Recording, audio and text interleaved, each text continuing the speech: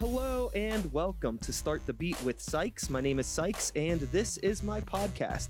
Before we get started, I just wanted to take a quick moment to thank everyone who checked out last week's episode. If you're one of the people who listened to that conversation, I hope you enjoyed it and thanks so much for coming back. But for those of you out there who are new to the show, welcome.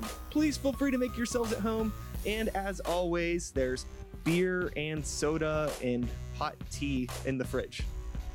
Today, I am sitting here drinking some beers and some hot teas and a half-drinking bottle of water with three new acquaintances. Soon to be friends, maybe. We'll see how this goes. I think it'll be fine. I don't know. I guess to my noon would be Dingo, and then to her right is Broox, and you two are from Maiden. Correct? We are. Yes, we are. What if I had that all wrong? Yeah, wrong restaurant. I'm insulted. And then to Brooks's right is John, who is a musician, plays in a band, Jakethehawk, and is also a chef by day.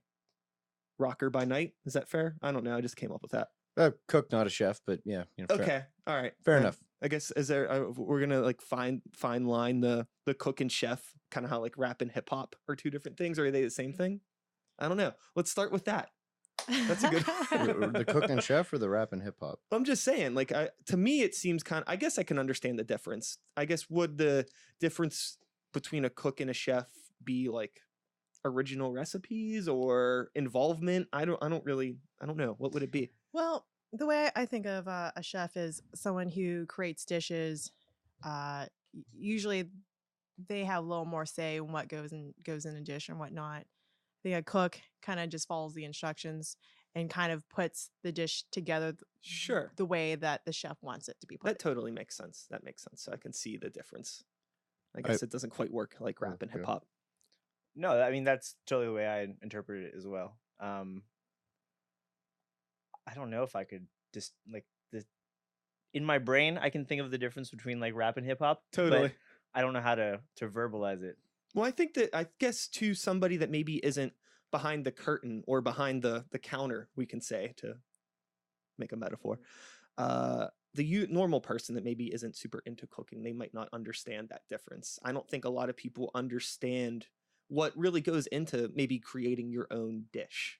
Right. And there is an art to it that's really similar to writing a song, I feel. And that's kind of where I want this whole conversation to revolve around, sort of the parallels between creating music and creating food and how the two can influence each other, you know? And having Dingo and Broox on is perfect for this thought because Maiden is pretty music centric. Correct. For anybody that hasn't absolutely. been there, do you want to give your little your sales pitch on what the business is all about? Yeah, so I mean our restaurant is obviously heavy metal themed, being called Onion Maiden. We get people that accidentally call it like the Iron Onion and the Iron Vegan and stuff like that. But yeah, we're an all vegan restaurant.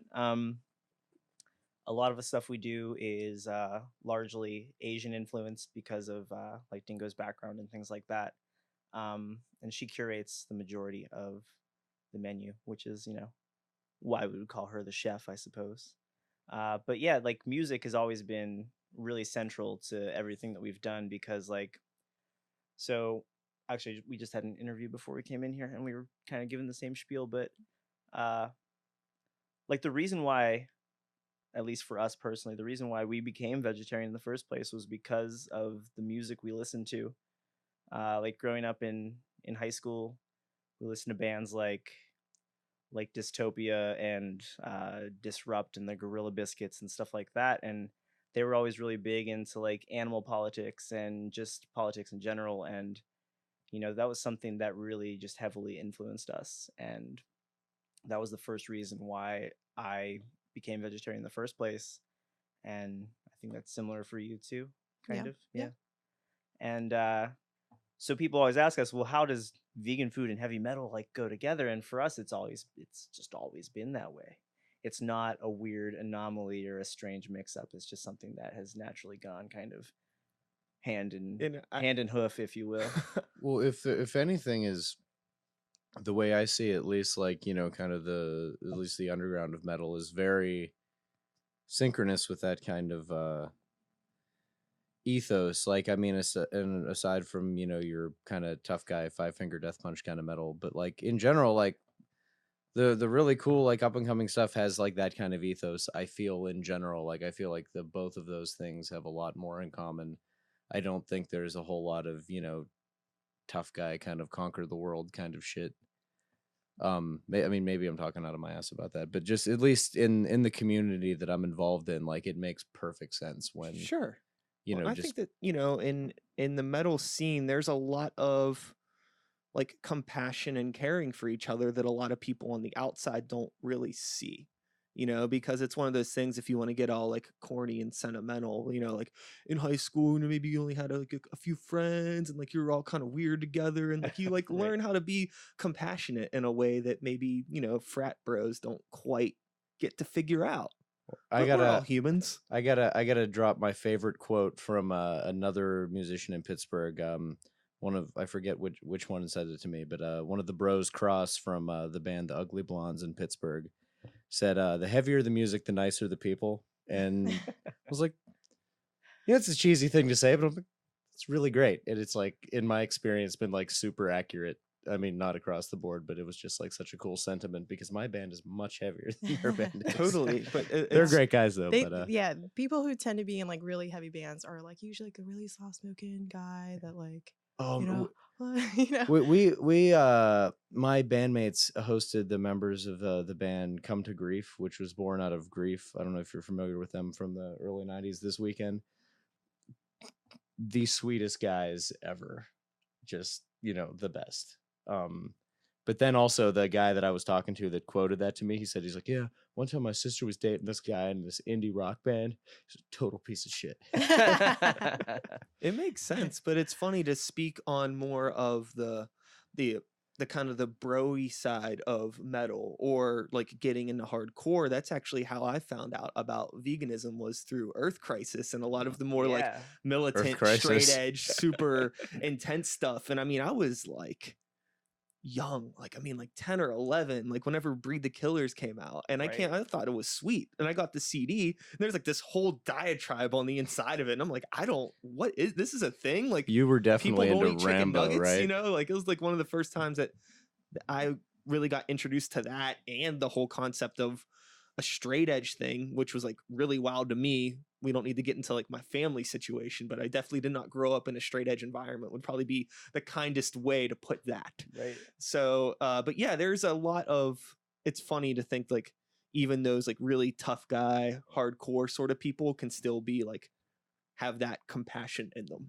Well, that was a huge revelation for me, like in high school and stuff, because if you're in like kind of a conservative environment, you get the impression that it's all really destructive stuff, and it's kind of the opposite. Like in general, it tends to be fairly intellectual, and it tends to be fairly compassionate. And it's like so much different than, at least the way that it's portrayed by people that I don't think have a great understanding of what's going on. So yeah, they'd be confused, like, what does heavy metal and veganism have to do with each other? Like, well, fair amount, I would say.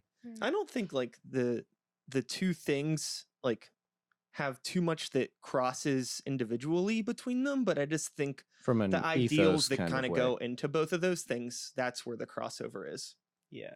Well, I feel like for us, it's all about being inclusive, not exclusive, and like for people who trying to reach people who aren't in the metal scene, in the punk scene. I mean, what's the commonality? Like, people love music and people love comedy, and that's how with our menu, we try to make puns out of metal music that maybe the random person who walks in our restaurant might not get, but they know it's a joke at least, and they know it's funny and it's silly, and and it usually gets people to try something different that they wouldn't normally try.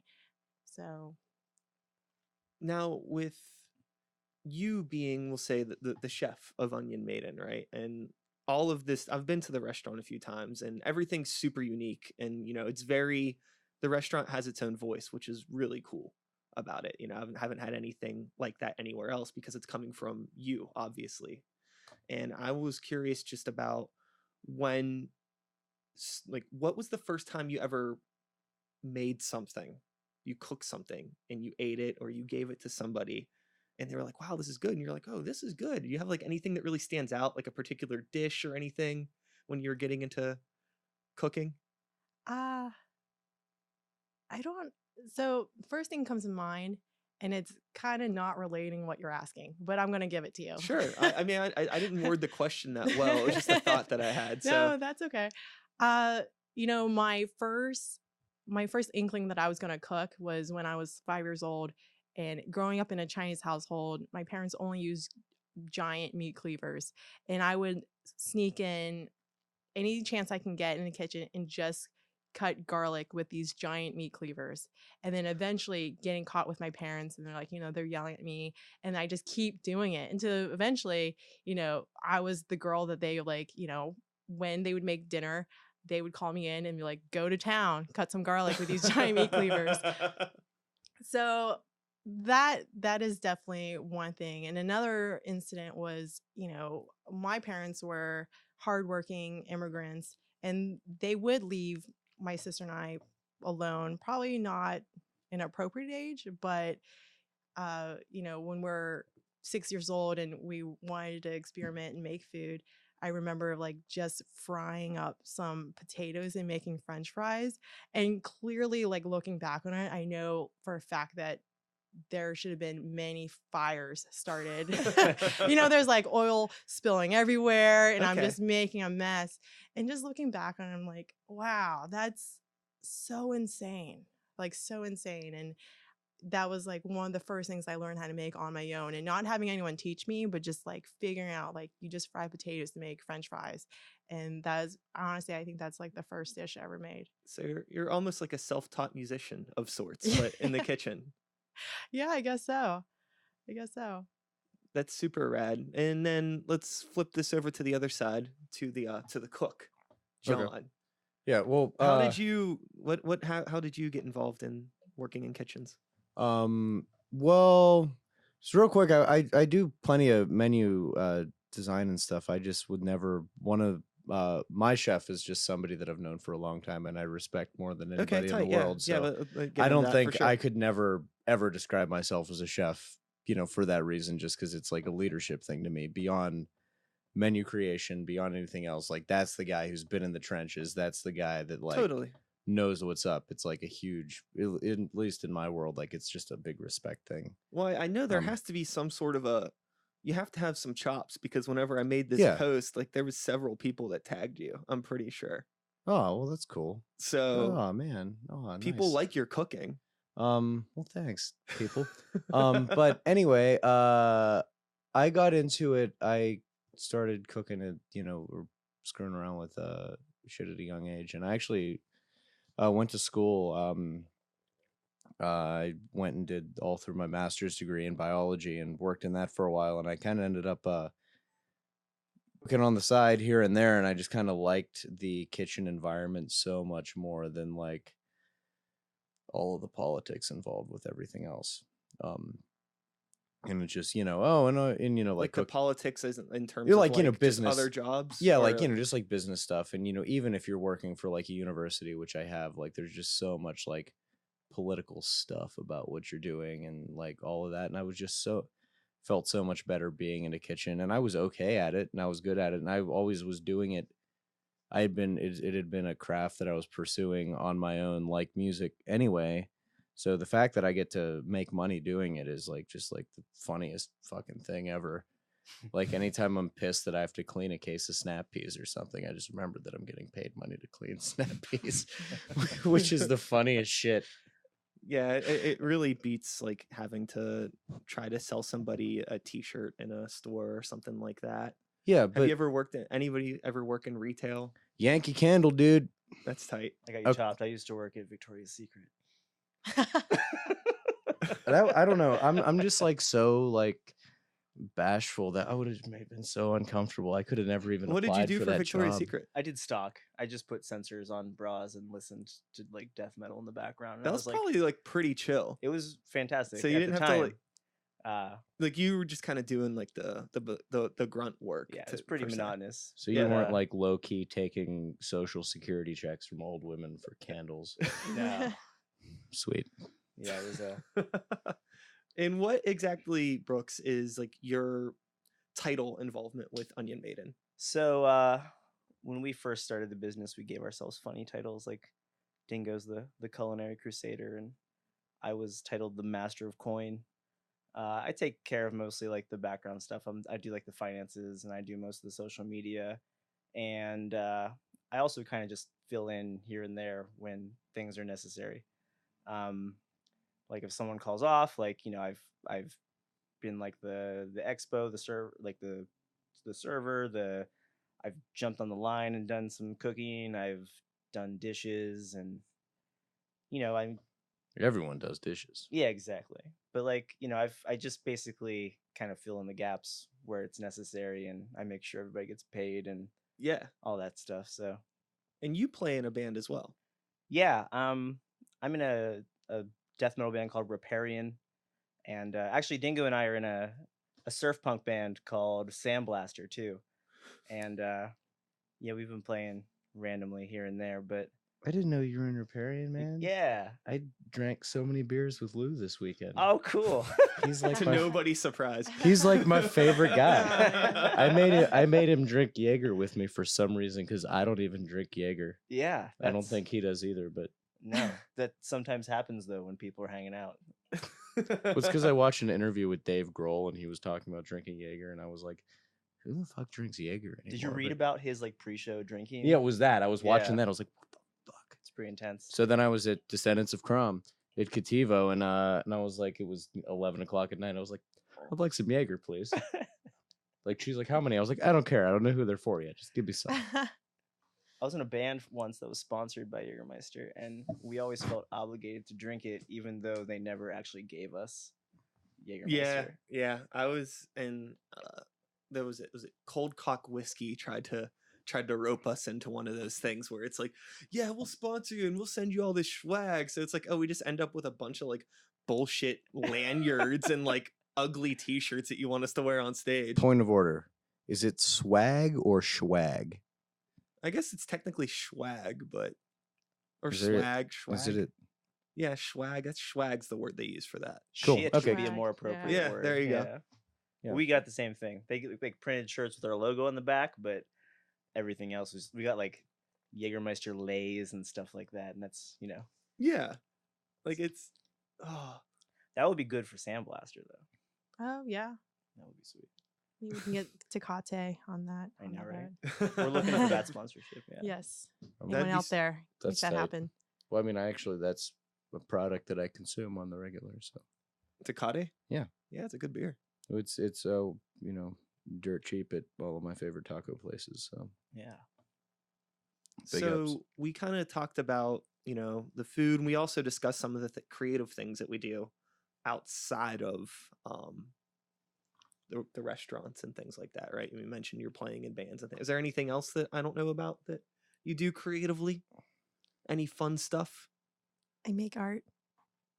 Like visual art? Yeah. Ever since the restaurant opened, that kind of has taken a back seat, but I'm hoping to get back into it. But yeah, I do some woodcut prints and painting, stuff like that.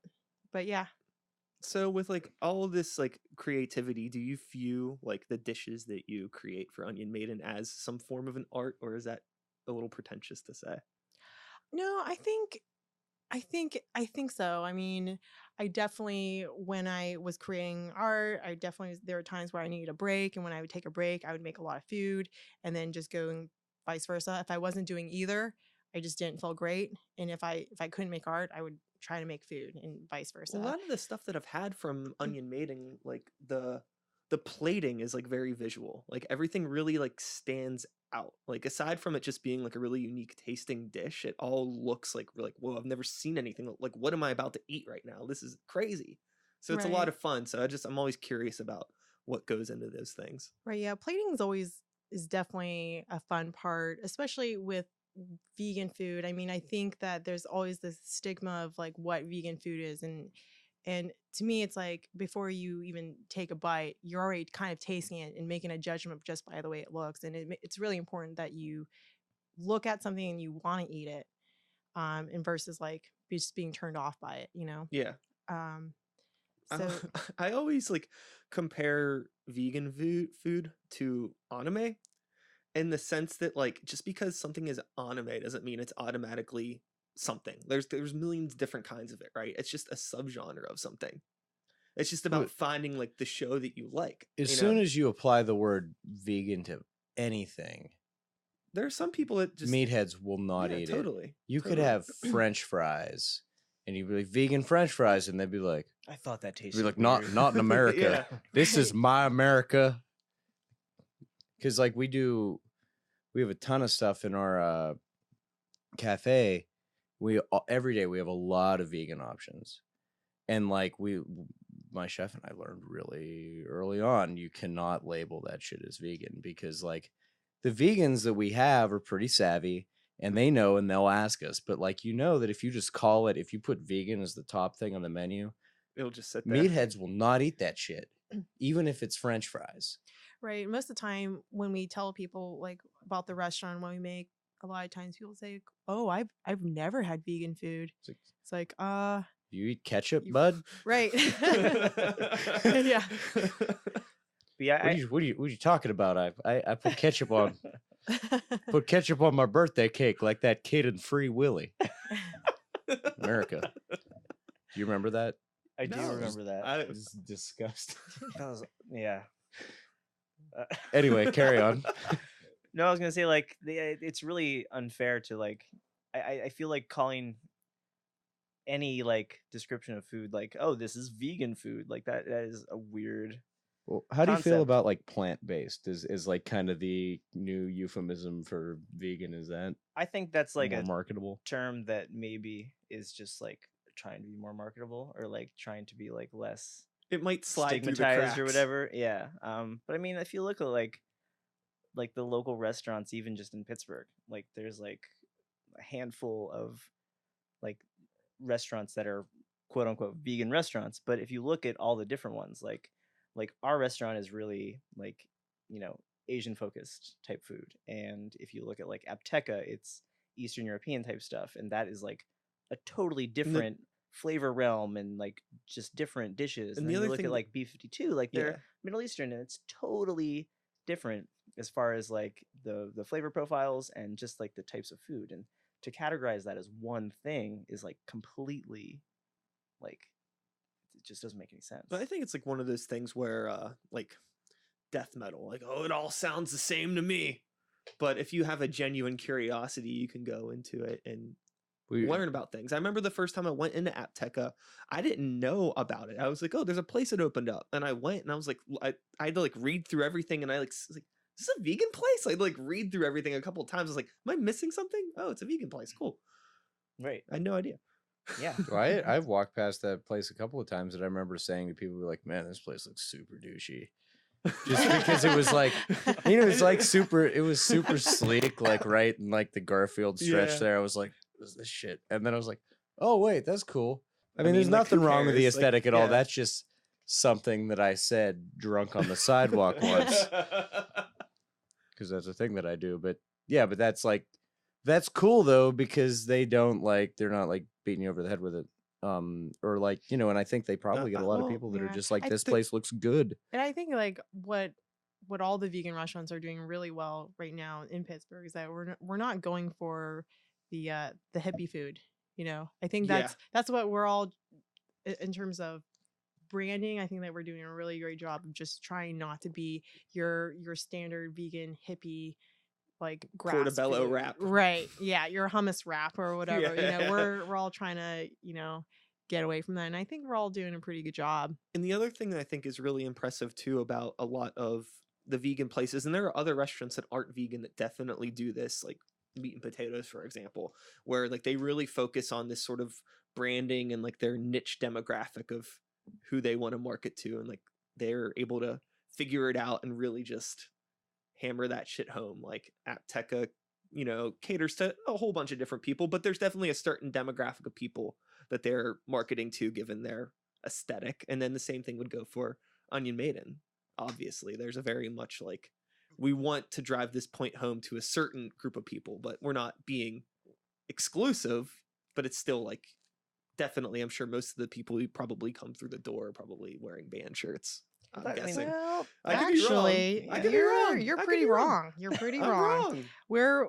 We get a lot of people that we're so surprised would come in the door. Yeah, like that was our original like thought, like, oh, you know, heavy metal people can just gravitate towards this, and like that's not so much the case all the time. No, we get a lot of old people that are so psyched that we're open, Sure. and we get a lot of families who come in with their kids. You get so And- many families. It's like that was probably the number one thing that I did not expect. And I guess like looking at our menu, it's fairly kid friendly in some aspects, but like just never occurred to me that that would be something that was so Yeah. like Right, No, I yeah. have been in there and I've seen like a mixture of people. I was Right, just yeah. kind of like, it's not Well, a bunch of scary people in your place. Yeah, I did think that was going to happen, but I think, for us, our branding was always trying to be inclusive, and it's just amazing that we do get a ton of different kinds of people who aren't, troubled by the music that we play or our menu, our names on, I think that says that maybe we're doing something right. yeah. I didn't know that. That's super fantastic. That's awesome. Well, I just think that if you're gonna spend your night or your afternoon or your whatever, if you're gonna go somewhere, like you want it to be like a cool experience, especially if like you're going up into like Allentown where there's things here and there up there, but for some people it's like coming to Onion Maiden might be the only reason they're going up there. you Yeah. know? Well, And we work a farmer's market on Saturday mornings in Bloomfield, and like half of the customers I talk to are just like, where is this place? Like they all picture like Eastern PA by Philadelphia, Yeah. and they're like, wow, you came a long way this morning. That's my dad said the exact same shit to me. Yeah, and no one really knows that that neighborhood exists. But I mean, like, I've been practicing.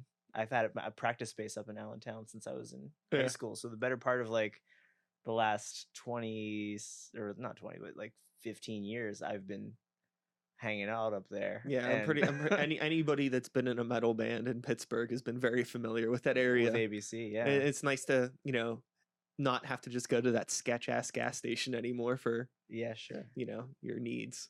Not that there's anything. I bless that gas station. It's provided me with plenty of Absolutely. snacks and juices. I love after. the people who work there are the nicest people in the world too. So diving back into other restaurants in Pittsburgh or just other restaurants in general, want to ask a question that might be, I don't know, maybe it might not be that. It's not controversial, but it might stir the pot depending on your thoughts of these things. So as creative types playing in bands and making art, whenever you're engaging with somebody else's work, sometimes you can really appreciate what makes it great, but if it's not so great, it really stands out, or you might notice things that the normal person might not notice, right?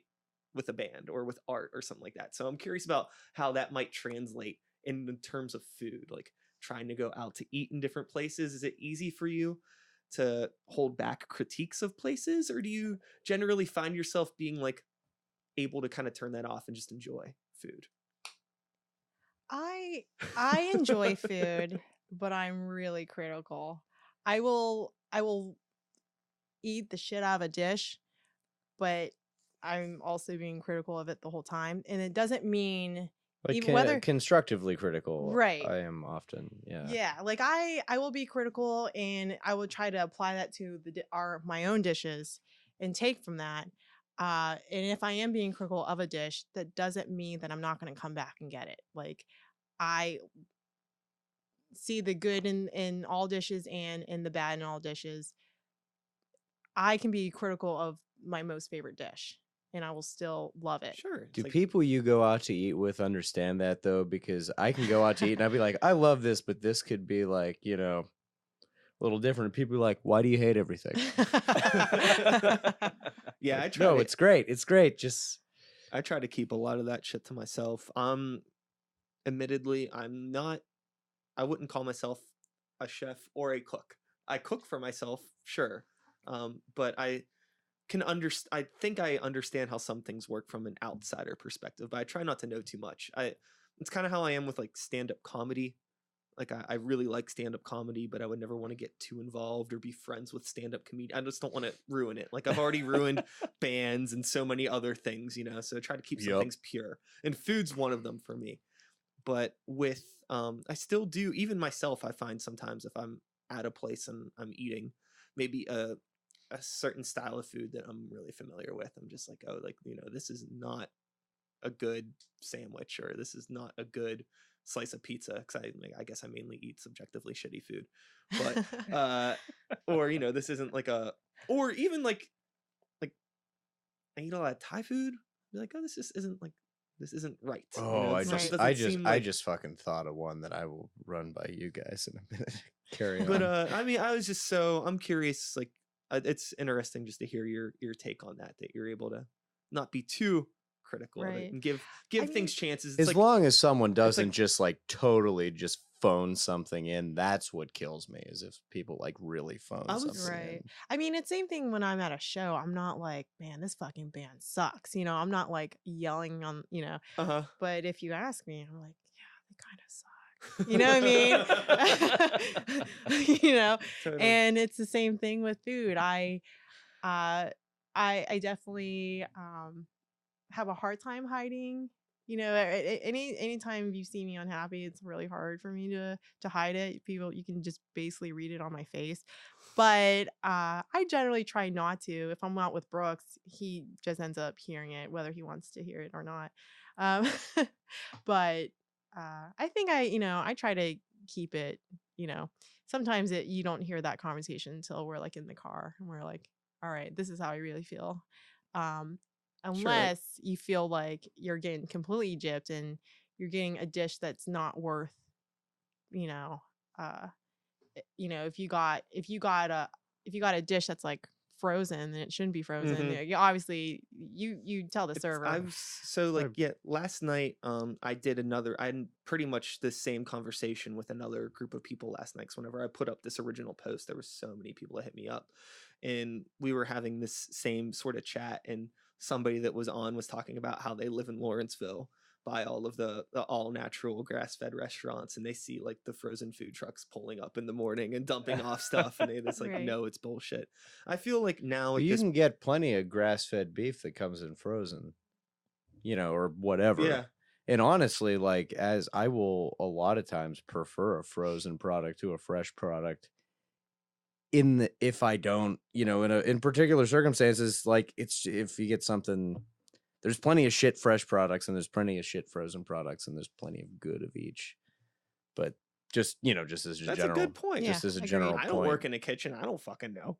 I Or- don't know. Yeah, or like, I mean, or even like about produce. Like there's some produce that I'd just rather, it just really depends on the particular thing.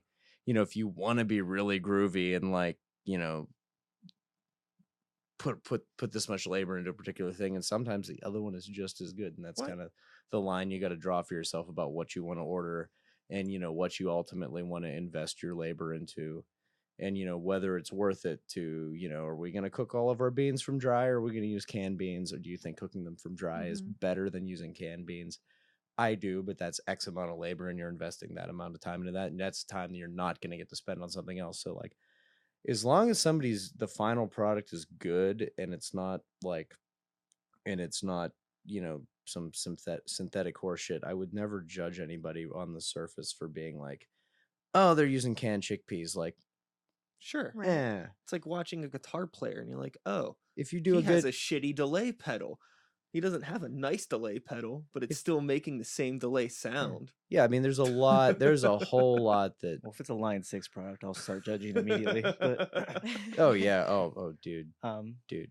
but yeah, that's a really great point, because like that's where we kind of like decide like where do we go with this, because like one of our main points too, and I think that this is like a very huge stigma of like quote unquote vegan food in general, is like it's like for the privileged, because of price points and things like that. Exactly. Sure. And that's one thing that we've always tried to do is we've always tried to keep our prices like as reasonable as possible because like I think the image that a lot of people have is like, you know, like uh we joke and talk about like the Wexford moms that shop at Whole Foods and stuff like that, and their whole, you know, they're spending like this much money on, you know, organic this and organic that and all that stuff. And like, you know, we use a lot of organic products at our restaurant, but like we also, you know, we make judgments based on, you know, is this still quality or is this like, you know, is this going to hurt our product?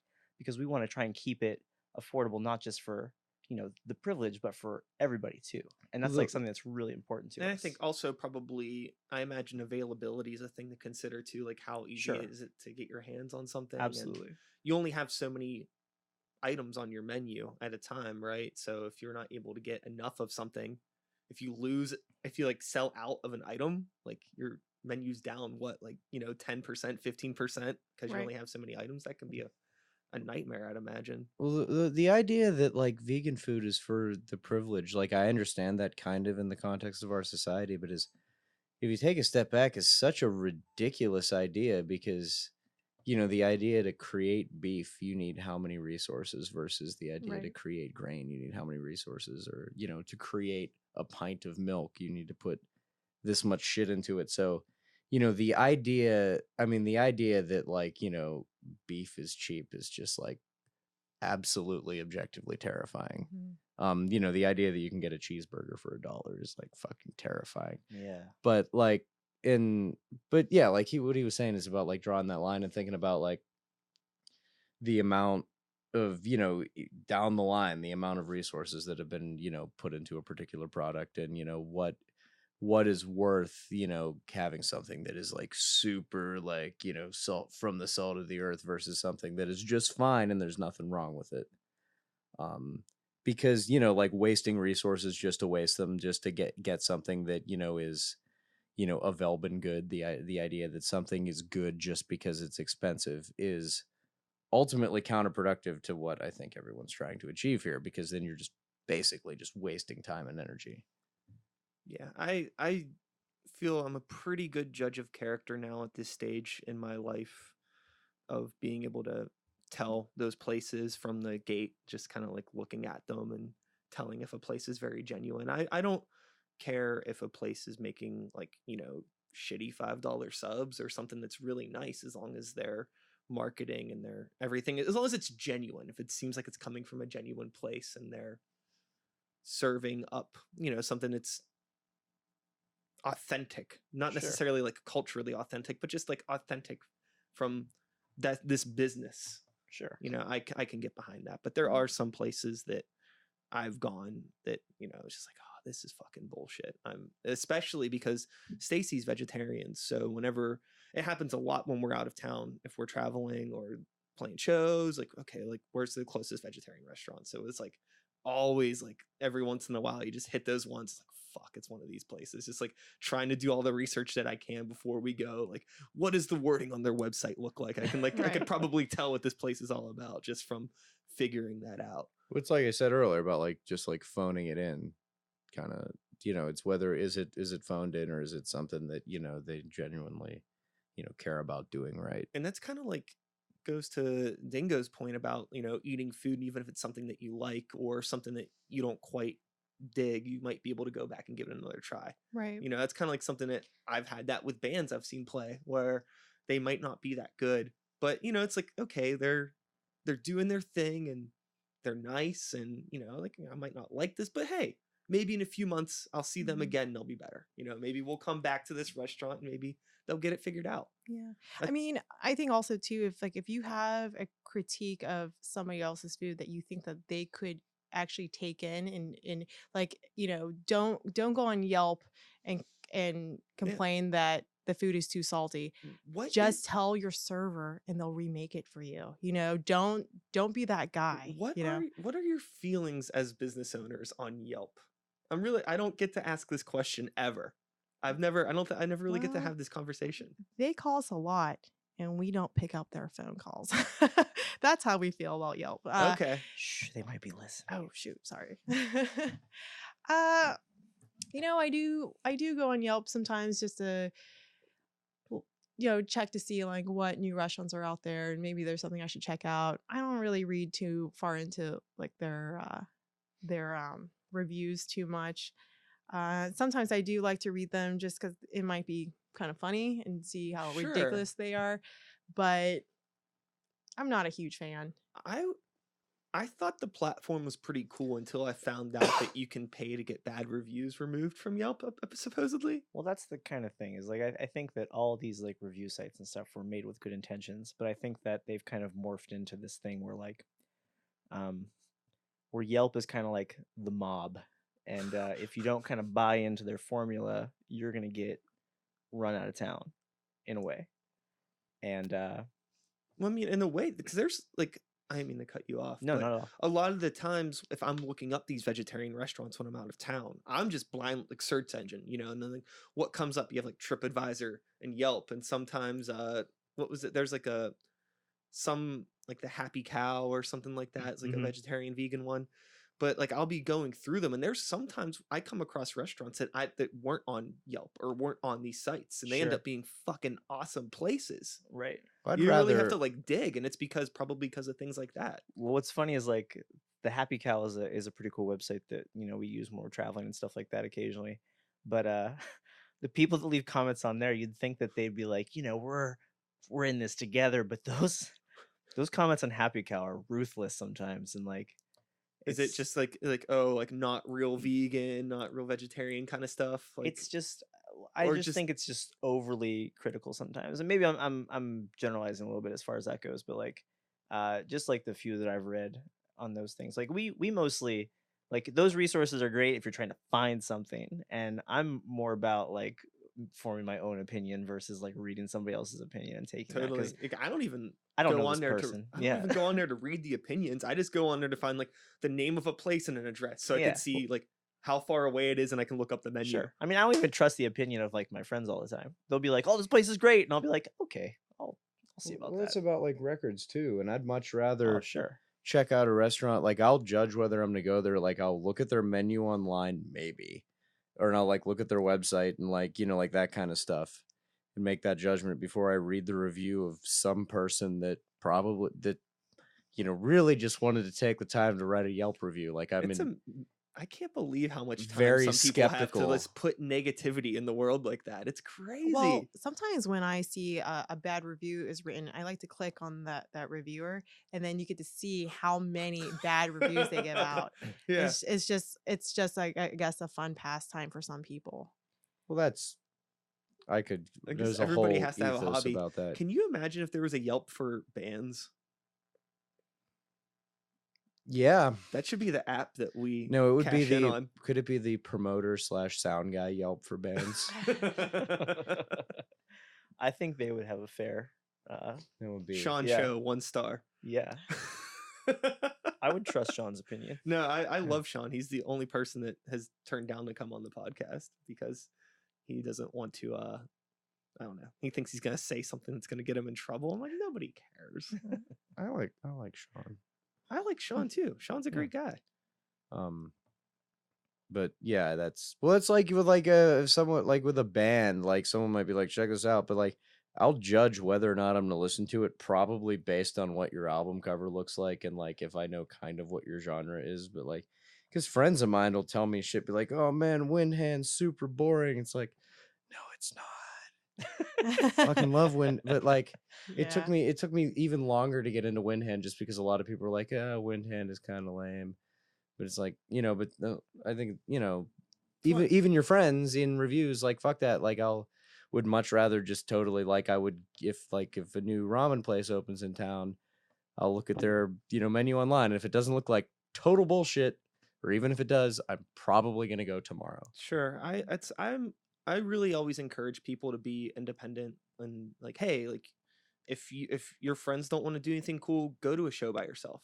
And in the same way, if you're hungry, go check out a new restaurant by yourself. Don't let your lame, unadventurous friends hold you back Yeah, from right. finding out about some cool shit if you're genuinely curious. But I think that is the biggest downside to things like that is like, you know, you kind of go with like the herd mentality, and you're like, oh, no one likes this place, so I'm not gonna like it either. But like, yeah, it's all about formulating your own opinions and thinking for yourself, and like that's, I mean, it's kind of what we try and live by, no matter what. Speaking about herd mentality, this might be a little bit more.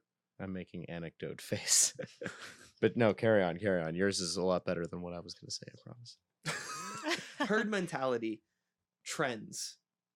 There's trends in everything. There's trends in music and art and definitely food, right? Sure. So with a restaurant like Onion Maiden that already has a unique voice and a niche demographic being vegan, how much do you try to focus on trends? Are there trends in the vegan community with like maybe certain vegetables that are hot that everybody wants to eat, or like, I don't know the way. It's like an easier question to pose to somebody that doesn't have such like a niche restaurant. In my experience, 100% yes, but I have a slightly different perspective than you do. So what do you think? I definitely think there are trends. I'm just terrible at following, and you know, being a business owner, I just don't have enough time to really, like, if I had more time, I would love to like check out all the different restaurants and follow all the different food blogs and whatnot. I just don't have time. Like, I know I've noticed now, since in more of a lot of the normie restaurants that I find myself at when we're around, a lot of the places are upgrading their vegetarian burgers to like the Beyond Burger or the Impossible Burger, and like that's the like Beyond a Burger big is trend. really good. I've had them both. I mean, I don't mind them. I've never done the Impossible Burger, but the Beyond Burger is fucking awesome. I think they're pretty good for what they are. I mean, I don't mind them. Yeah, that's definitely a trend that's going on right now. We were just talking about this earlier at the interview. We were saying like one thing that keeps popping up on menus is like jackfruit. Yeah, jackfruit was another thing that I started seeing a lot of in the past couple of years. What was it you were saying about that? Like, well, a lot of times, I mean, we put it in our dish, the coffins dish. It's a scallion pancake taco, and it's like filled with jackfruit. And you know, if you're unfamiliar with Asian food, you might not know that jackfruit is an ingredient that we use. We just generally use it, and it's not a meat substitute. Just like in Asian food, we use tofu, but it's not a chicken substitute. And so sometimes we get this like sorry. we definitely get you know, whether you might feel like, oh, this is a great meat substitute or not. That's besides the point. It's an ingredient that we generally use. That's a terrible way to describe stuff. Like my my chef who I mentioned earlier is really, really bad at selling stuff. Like we had like seitan for something, and people would be like, "What is that?" He'd be like, "Oh, well, it's this vegan meat substitute," and I'm just like, "Stop! You just lost him right there. Just stop." You could say anything else. Like using those were the grossest. Substitute when describing food. It's just, it seems so very synthetic and kind of turn-offy. And I mean, like I guess seitan is the closest thing to being like a meat substitute, but like tofu or jackfruit, people have eaten, you know, of all diets forever, and you know.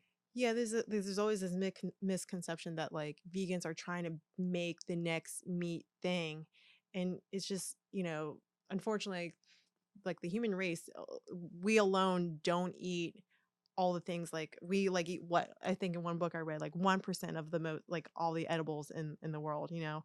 And it's like there's so much, and it's not all based around meat.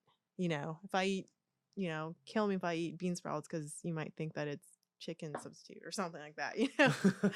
Right. But yeah, well, that's like I'll offer, like mapo tofu, which, you know, a lot of times has like pork involved, and it's at least in my experience traditionally is like people are like, why would you do that? Why would you have tofu? There's porks, because they're both good. You know, there's people that like both these things. You know, there's people that eat meat that just like tofu, and that's okay. And it's not like tofu is not like, you know, the weird secondary thing. Like people just like that, you know. Yeah. But we are kind of moving into like a weird area, because like those companies like Beyond Meat and Impossible Foods, they're both marketing themselves. I think one of them, I can't remember which one. One of them is says it's like the future of protein. That's impossible. Yeah. They're the Okay. they're the Yeah. So like, That sounds like stuff that comes in a jar with the. well, they are the very like shakes. scientific. They like their whole branding's about the science of how the stuff is made, which is neat, but it's well, I think both companies are doing really interesting things, and like they have huge like backings from like I know like Bill Gates is like an investor in both companies and stuff like that, but like, you know. So Dingo, you had a question. Oh no, it was to you. You said you had 2 examples of something. A while ago about stuff being phoned in just for the things that they actually fixed this. I went to Permanis for the first time in a million years because this band was staying with me and they wanted to go to Permanis, and I tried to talk them out of it. And I was pleasantly surprised because Permanis for the first time ever started blanching their French fries. Like, good on you guys. Thanks for learning how to make fries.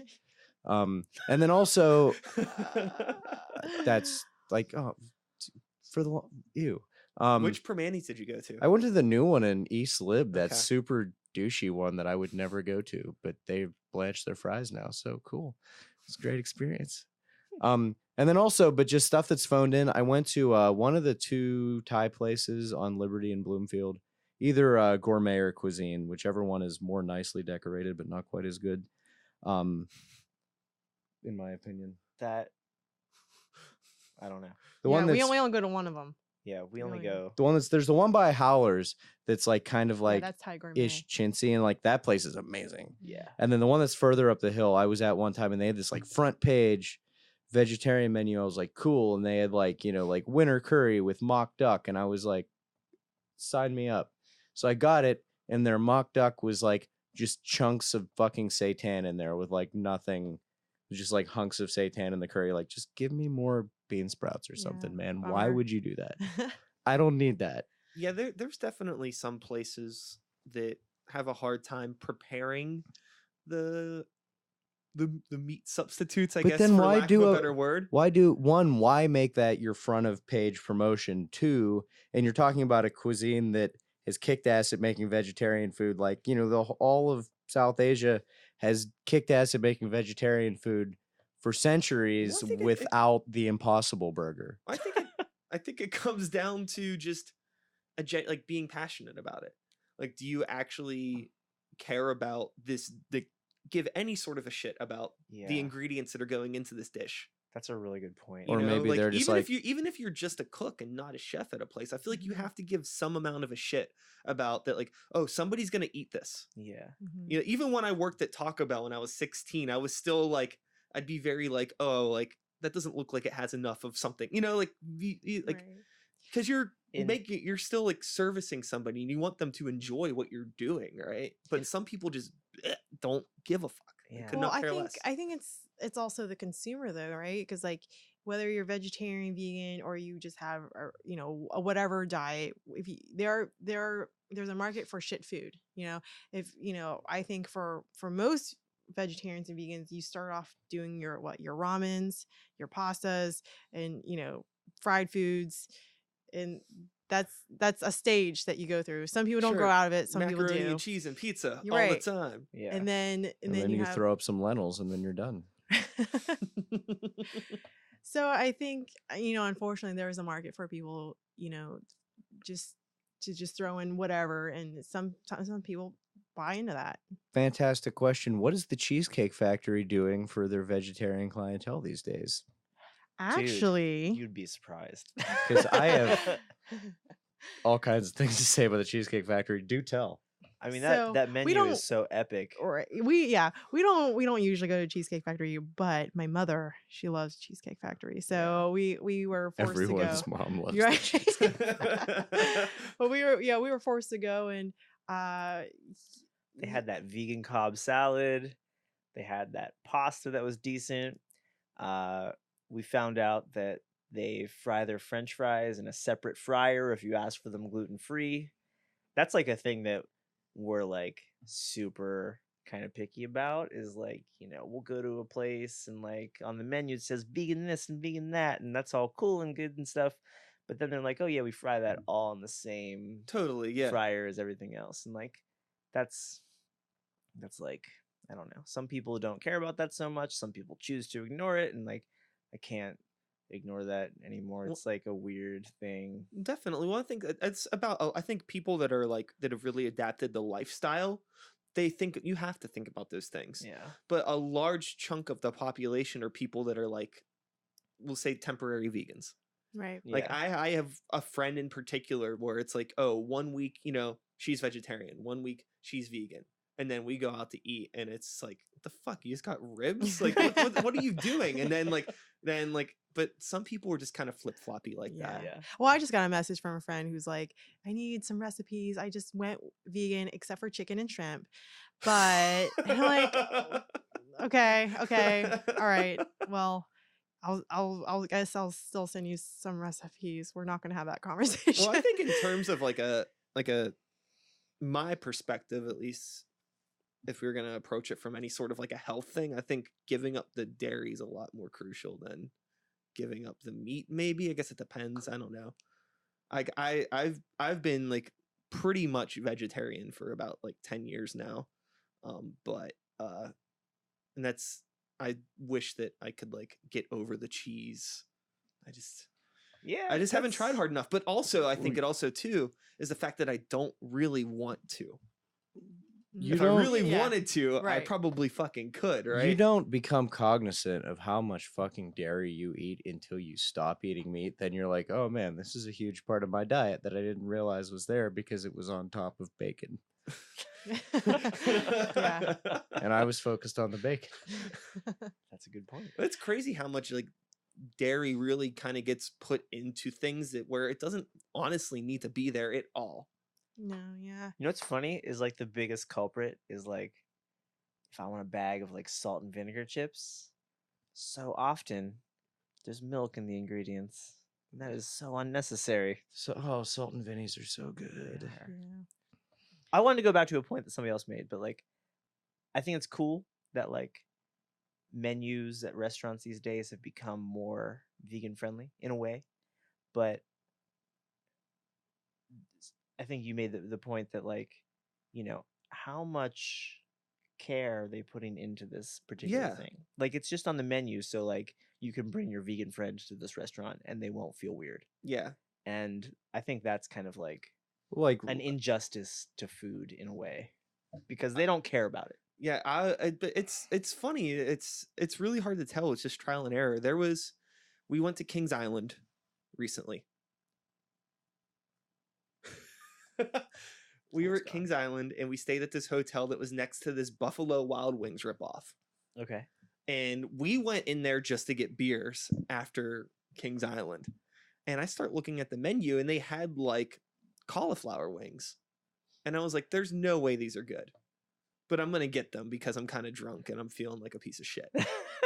They ended up being fucking awesome. They were really good. They were probably IQF cauliflower wings that came from Cisco in a bag. And that is just fucking fine, by the way. Because that's, may have been better than if they, had somebody doing them. So that's probably drop off a couple pounds. Well, that's probably what they were. They were probably just fine because, they came out of a factory. They were really good. But also there have been times when we go to places and I guess the point I'm trying to make is that sometimes you go to places that it's like, oh, shitty sports bar, Buffalo Wild Wings ripoff. And it's like, oh, like this is actually decent. Or Cheesecake Factory. And it's like, oh shit, this is actually decent. And then you go to the place that like is all like artisanal and looks like it should be good. And it's like, oh, you don't give a fuck at all. Yeah. Or you just don't get it. It's hard to tell. Yeah, it is hard to tell. Well, the reason I brought up the Cheesecake Factory is because their whole menu feels phoned into me because when you have like a novel of a menu, how much care can you put into anything and where are you getting the shit and how long is it staying fresh and that's how much I feel of a it lot is... about it. Yeah. I can't even imagine how big is their their walk-in? Thank you. We were just talking about I was just talking about this. Jinx. I do have that it's like say like if you have a band that is like genre-less, right? It's like they go all over the place. It's like, well, how good can they be at writing a song? versus it's like how I feel about, restaurants that have long menus. I'm really that way about coffee shops. Like if I walk into a coffee shop and they have like 3 things, I'm like, oh, this is gonna be fucking tight. Because like they do like, a very limited amount of things. So they need to be fucking good. Yeah.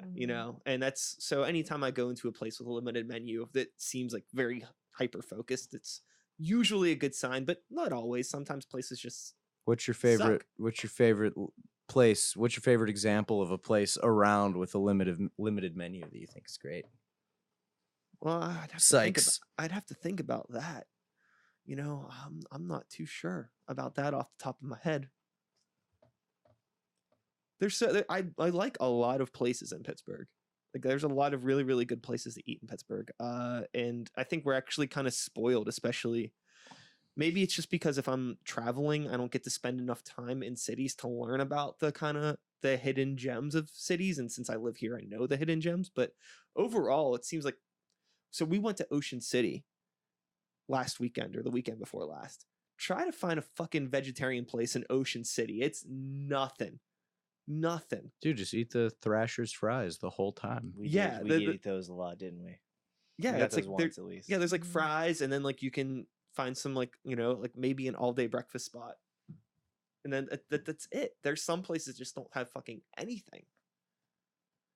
Well, I mean, 'cause that's where even like I get to spend some time. I have family that lives in Manhattan, and even up there, I mean, there are good places, but a lot of it's just a lot more phoned in than like here. It just seems like, I don't know, maybe just Pittsburgh in the way that it's kind of like this looked over city. There's just kind of a lot of interesting talent here that is able to, I don't know, afford a space.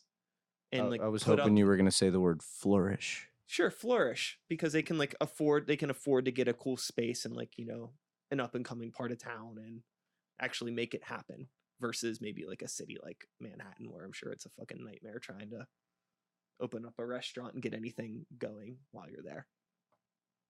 Again, not a business owner. I don't know enough about it. I just make assumptions. No, that's a good assumption. Yeah, pretty accurate. Yeah. Independent Brewing Company in Squirrel Hill has a fantastic menu with like 6 things on it. Yeah, I like that place. I was just there. I was there over the weekend. They have a great eggplant dish that I had that was just awesome, and it wasn't just like, tempura breaded eggplant, and it was super simple and amazing, and I recommend you all try it. I was digging into places that I like in Pittsburgh. That's right. I forgot. Yeah, I mean, Apteca's really good, and then right down the street, I think Brillo Box has a lot of really good vegetarian, vegan stuff. Fabulous. I think they're one of the more like overlooked places. Get their banh mi's. Yeah, the banh mi's are good, and then if you go down, banh mi and tea in Lawrenceville is good. Umami's menu is, other than like the sushi, obviously, and like I think 2 or 3 entrees, is almost exclusively vegan.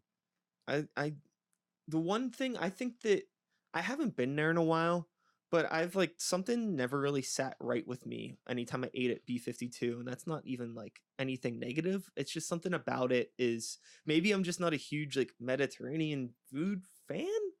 I just feel like all the portions there are like way too huge, and I go there, I'm just like, oh god, this is like overwhelming when I eat there. Interesting. But that's just my personal opinion. Yeah. Huh. But I guess that's kind of like a thing with Mediterranean places, or maybe it's just bigger portions or like family style serving, I guess. I mean, we've only got to go there for like, I don't know, a handful of times, just due to time. But I love Omar. He's a good friend of ours. Mm-hmm. We, we don't get to go out as much as we would like to. Yeah. But yeah, I mean, that's valid. It's good. It's just, there's something that's like overwhelming about that experience. No, I mean, I definitely get that feeling in some place. Yeah. Yeah. I don't know. But hey, I mean, it's awesome, because for the amount of food you get for what you pay, it's it's worth it. It's definitely worth it. That is something I've noticed, like, just over the years with customers, is people seem to be really, really focused on perceived value versus perceived quality. And that might just be sort of a negative thing that's wormed its way into my brain from, dealing with squeaky wheels. But like, I know so many people, like, I'll have someone be like, oh, go to this place. You can get this fried chicken dinner with like 3 sides for $5.99. Be like, what is that chicken, man? What that sounds terrifying. Like that's giant thing. Like how is that a viable business model? But that's, I think like that, like the perceived value thing, like what you're saying is like a negative is something I think a lot of people would be like, that's great. And I'm not saying it's, negative Yeah, I or don't positive, mean it but to come off as a negative. It's just I'm saying it's overwhelming. I Like it's understand, type of thing where it's like if we're talking about places to go, anytime I usually say I don't want to go to B52s because it's like I just don't want that much food. Well, Which have is you such gone? an interesting reason to. Have you gone the O and ordered fries? Oh yeah. See, that's pretty sweet. Yeah. I'm an OG Pittsburgh kid. 61A into Oakland when I was a little shithead growing up in Swissvale, and spent a lot of time down at the O and going to shows at Laga. And Yeah, I remember when the Beehive was there before it was a T-Mobile store. yeah. After going the O and you get a tray of fries, and then after that you get like a small little dinky basket, reasonable size basket of fries. It's just too small, man. The fries need to come on a tray. That's how it should be served. Oh, I was going out. I was once gonna go to dinner with some friends of mine, and we were kicking around places to go, and somebody had mentioned Aladdin's, and then as if to sweeten the pot, this one of my other friends piped in. He's like, "Well, tell you what, if we go to Aladdin's, I'm gonna get a plate of baba ganoush for the table." And that kind of swung the vote. But I love how he just threw that in there, like he was just sprinkling that on the deal. What a guy. A hero. Yeah, scholar to gentleman.